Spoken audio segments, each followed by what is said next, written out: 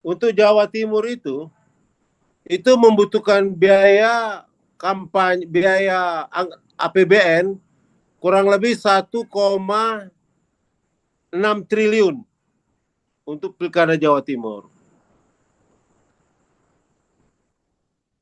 Untuk Pilkada DKI 1,2 triliun. Untuk Pilkada Jawa Tengah butuh biaya 1,4 triliun pada waktu itu. Dan Jawa Barat membutuhkan biaya 1,8 triliun. Bayangkan. Artinya apa? Artinya memang APBN dikeluarkan untuk biaya ini luar biasa sekali. Satu-satunya jalan dia harus korupsi untuk mengembalikan uang pinjaman itu. Bayangin aja.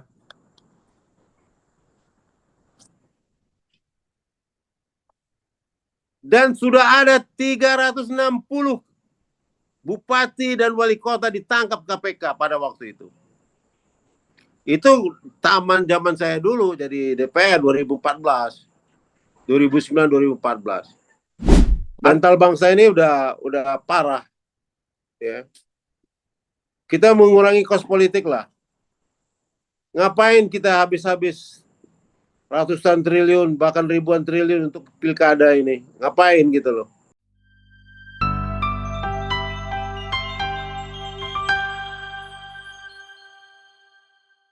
Bismillahirrahmanirrahim. Assalamualaikum warahmatullahi wabarakatuh. Rabbi sholli sadri wa yassir li amri wa uqdatan min lisani yafqahu qawli. Asyhadu an la ilaha illallah wa asyhadu anna Muhammadar Rasulullah la nabiyya ba'da. Ini saya ini kan punya pengalaman dalam pembuatan undang-undang ini. Jadi tahun 2014, 2013-14 itu saya jadi salah satu panjanya. Ya, jadi salah satu panja undang-undang pilkada. Nah, dulu yang mengusulkan undang-undang itu adalah presiden. Presiden diwakili oleh Kemendagri, yang hadir di panja itu adalah Profesor Dr. Ju Hermanto. Profesor Dr. Ju Hermanto. Nah, wacananya dulu ketika waktu itu pemerintah mengusulkan pilkada kabupaten dipilih oleh parlemen. Nanti kalau gubernur dipilih langsung oleh rakyat. Itu usulan dari pemerintah pada waktu itu. Nah, setelah kita bahas, kita kaji, akhirnya ternyata kos politiknya sangat tinggi sekali pilkada ini.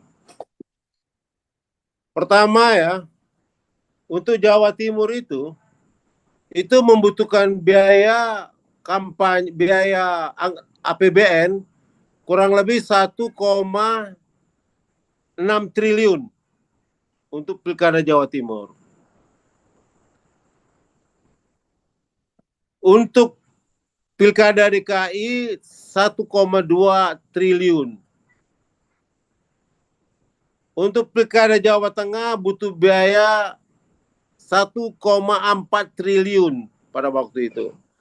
Dan Jawa Barat membutuhkan biaya 1,8 triliun. Bayangkan. Artinya apa? Artinya memang APBN dikeluarkan untuk biaya ini luar biasa sekali. Belum lagi kita ada waktu itu 524 kabupaten kota. Ya. Yang terendah itu 25 miliar.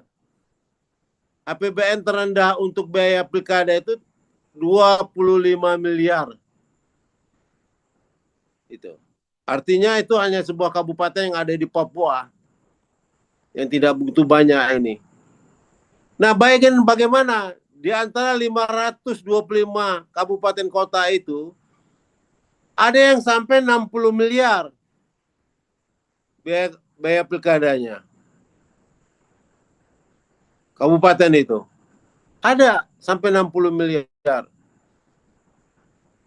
Kalau provinsi itu ada yang 200 miliar, ada yang 400 miliar, ada 800 miliar, udah banyak sekali. Kalau kita hitung-hitung, waduh, luar biasa banget ya pilkada ini. Pilkada ini menelan biaya yang tidak sangat sedikit.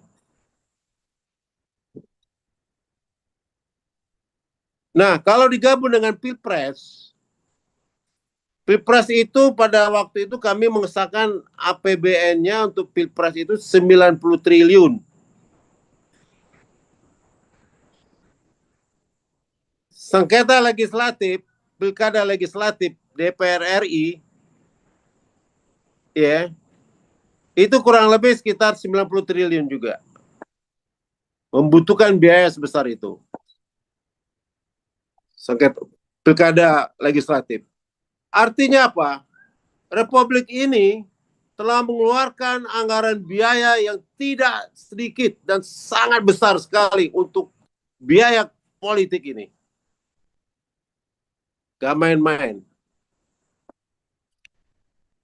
Pada waktu itu 2014, zaman saya itu ada 6 gubernur yang ditangkap KPK karena korupsi. Alasannya apa? Dia harus mengembalikan biaya-biaya kampanye yang pernah uang yang dia pinjam itu dia harus kembalikan kepada peminjam uang. Satu-satunya jalan dia harus korupsi untuk mengembalikan uang pinjaman itu. Bayangin aja.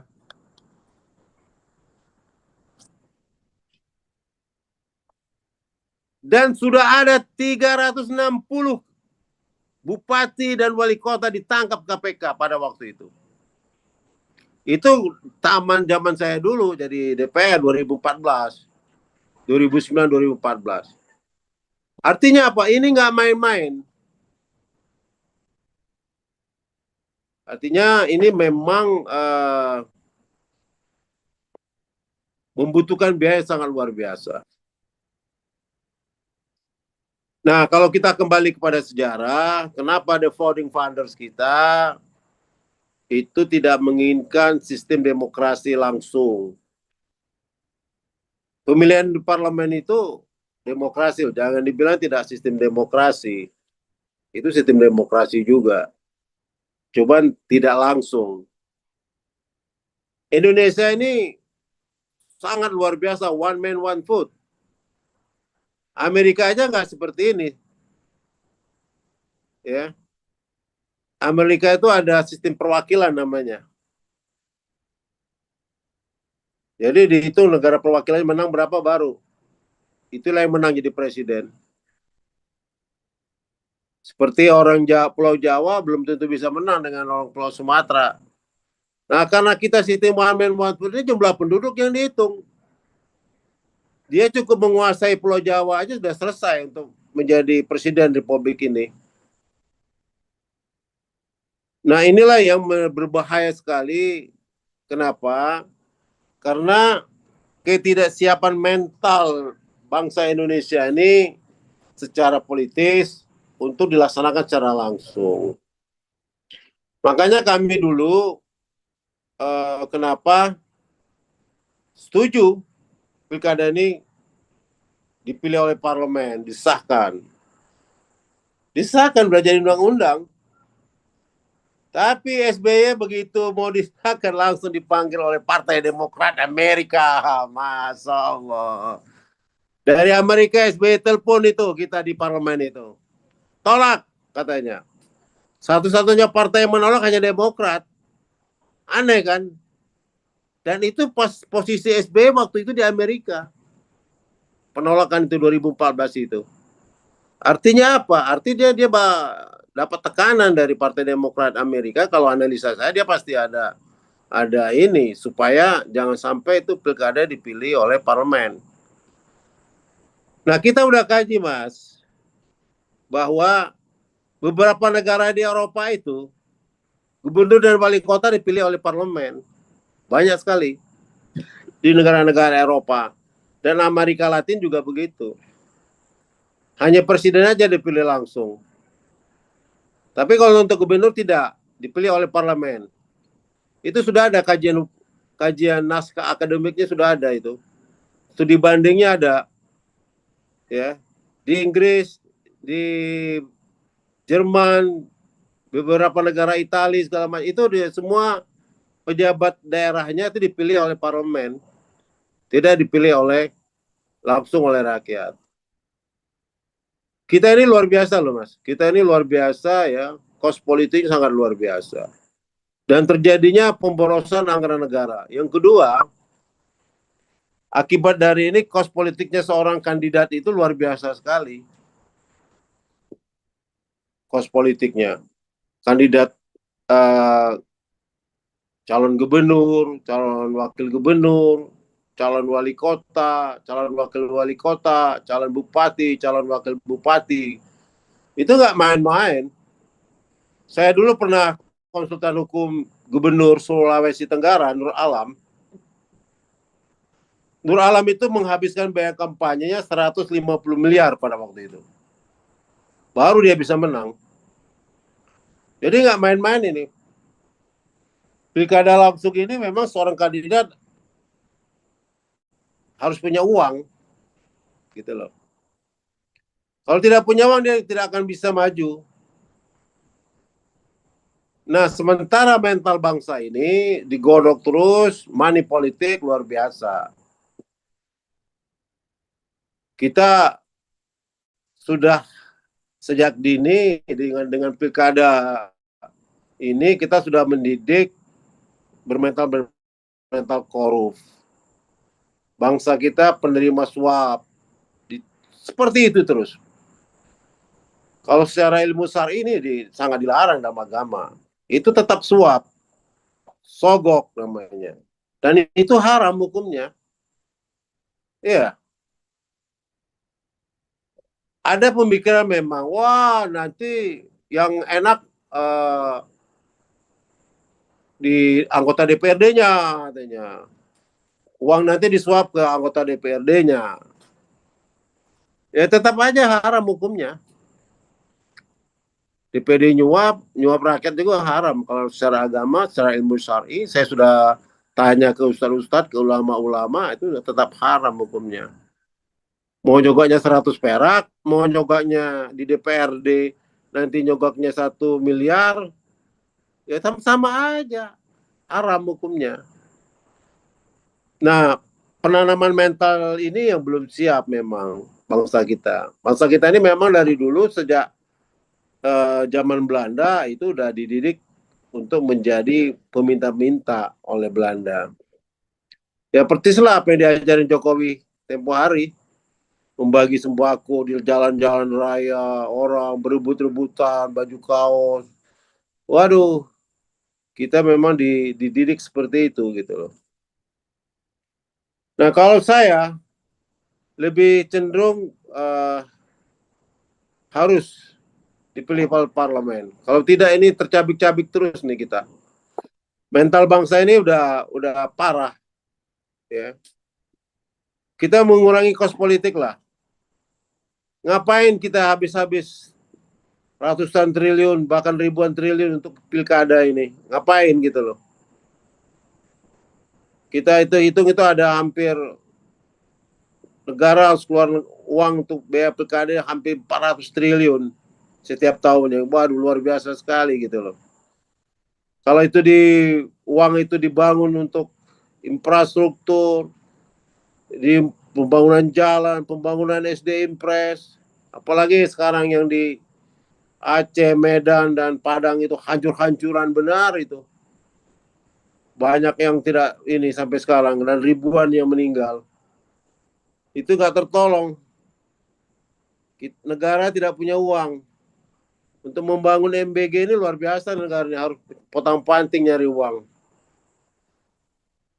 Ya, artinya memang kita harus berani mengorbankan kos politik itu untuk kepentingan masyarakat anggaran itu.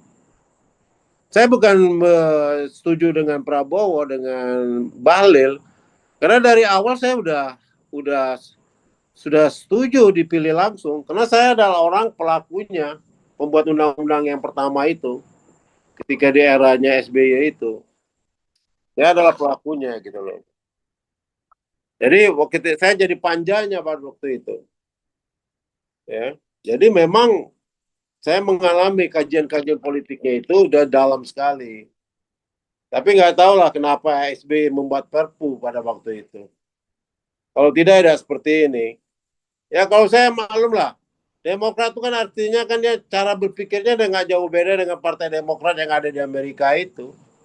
Maunya dia ya sistem demokrasi liberal yang sangat liberal. Bahkan Amerika aja nggak kayak kita kok. Sistem keterwakilan kok. Iya. Kalau kita ini one man one vote. Inilah kesalahan Amin Rais terbesar pada waktu itu, inilah membuka wacana demokrasi secara liberal ini. Ya Amin Rais itu kan pendidikannya dokternya Amerika. Cara berpikirnya jelaslah sekuler. Ya. Kalau saya lihat kerakyatan dia dipimpin oleh hikmah kebijaksanaan dalam permusyawaratan perwakilan, itu konsep Islam. Musyawarah. Itu konsep Islam. Kita bantai sendiri konsep Islam itu. Kita hancurkan sendiri. Itu nggak main-main loh, the founding father kita ya merumuskan Pancasila Undang-Undang 45 pada waktu itu ya. Kenapa sila keempat itu kerakyatan yang dipimpin oleh hikmah kebijaksanaan dalam permusyawaratan perwakilan, itu tujuannya lah itulah tadi aku bilang. Jadi waktu itu BPUPKI itu anggota BPUPKI itu pernah studi banding ke Soviet, pernah studi banding ke Saudi Arabia, pernah studi banding ke Amerika waktu BPUPKI zaman dulu pembentukan Undang-Undang Dasar 45 itu. Nah studi bandingnya dia bilang nggak cocok, Islam nggak cocok, ini nggak cocok, ya sistem komunis nggak cocok, Demokrat nggak cocok, mental bangsa ini belum siap.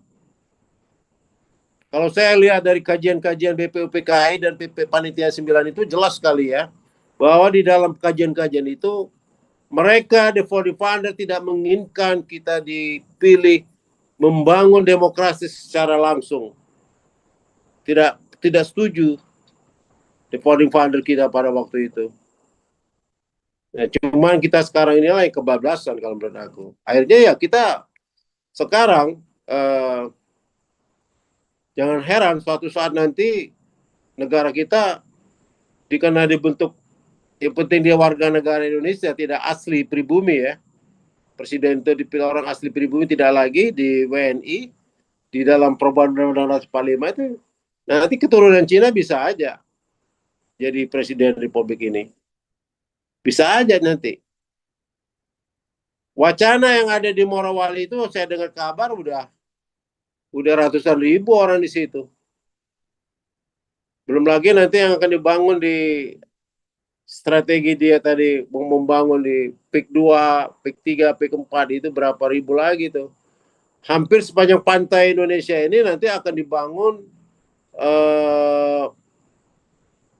itu tadi untuk bersemayamnya kekuasaan China. Nah kalau dia datangin, nah penduduk Cina kan 2 miliar, 2 miliar setengah. Ditaruh aja di sini 500 juta orang, selesai itu. Pemilihan langsung pilkada. Dibangun aja sepanjang pantai itu.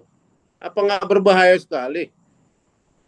Makanya saya bukan saya anti demokrasi ya, tapi saya lebih setuju pilkada itu dipilih oleh parlemen. Kedepannya akan berbahaya buat bangsa ini, ya.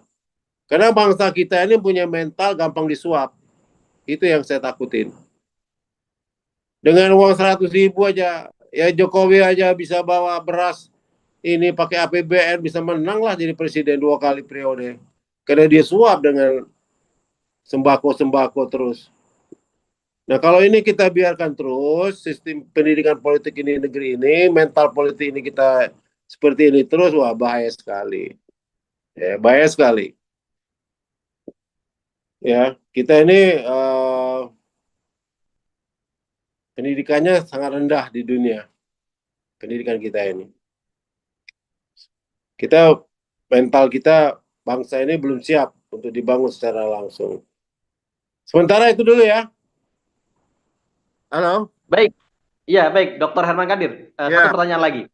Artinya memang apakah jika kemudian pilkada lewat DPRD ini artinya menjadi proyek elitis? Artinya jelas ya akhirnya menentukan itu partai politik di pimpinan pusat yang kemudian bisa bertukar-tukar wilayah. Artinya kemudian ide koalisi permanen yang diusulkan Bahlil bisa terwujud. Artinya tinggal nanti satu provinsi, nanti gubernur dari siapa, wakil dari siapa, nanti tinggal bagi tiap kabupaten kotanya atau seperti apa ini? Ini juga kan yang menjadi apa namanya perhatian dari para pengamat, kemudian juga LSM terkait kemudian wacana pilkada lewat DPRD ini. Kemudian juga tadi hanya memindahkan politik uang dari rakyat ke para elit. Nah, ini kan juga salah satu kekhawatiran. Oh, Apakah politik uang ini bisa dihilangkan atau tidak? kalau saya cara berpikirnya tidak seperti itu, saya nggak sampai sejauh itu ya. Artinya memang sistem demokrasi ini memang kita belum siap lah, demokrasi secara langsung ini. Ya, kita nggak bisa dipaksakan. Kita terbelah-belah loh, terpecah belah loh gitu. Di pinggir langsung ini. Hampir kita, ya, saya ini sudah banyak kantor KPU yang dibakar setiap pilkada itu. Dibakar habis-habisan. Ujung-ujungnya negara juga keluar biaya. Itu banyak sekali tuh. Di Jambi itu, di kota Jambi itu dibakar KPUD-nya. Kalau di Papua udah setiap saat dibakar. Begitu habis pilkada dibakar. Di Papua hampir semua KPUD dibakar. Di sana perang suku dah. Jadi nggak mungkin. Kalau menurut saya wacana untuk secara demokrasi ini masih ya 50 tahun atau 100 tahun lagi lah. Secara mentalitas bangsa ini siap benar gitu loh. Kita ini masih banyak negara masyarakat yang miskin. Dapat uang 100.000 udah senang banget. Bahkan ada harga 50.000 satu suara itu. Itu udah nggak ada harganya memang. Jadi kalau kita memaksakan sistem pilkada ini secara langsung seperti yang ada sekarang ini,